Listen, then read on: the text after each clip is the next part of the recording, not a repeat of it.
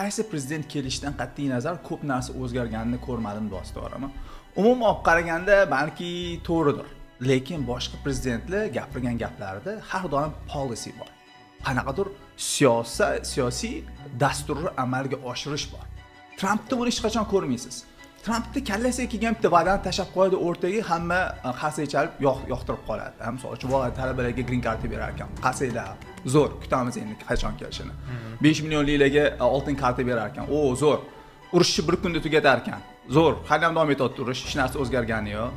Hali ham, ya'ni oyga bilmadim 20 ming 30 minglab odamlar o'lyapti ikkala tomondan. Palestinani Riviyeraga aylantirib yuboraman dedi, u urushlarni to'xtataman hammasini dedi. U ham ko'p o'zgargani yo'q, sal o'zgarishlarni hisobga olmagandi. Lekin qanaqadir siyosiy dasturni unda ko'rmaysiz. Hamisha qanaqadir va'dalar bilan endi saylovchilarga qaraydi ularni, u ham to'g'ri. U ham to'g'ri. O'shanga mana shunga misol uchun aytgan va'dalarni amalga oshirish qiyin bo'lib qoladi. Misol uchun talabalarga green card beraylik.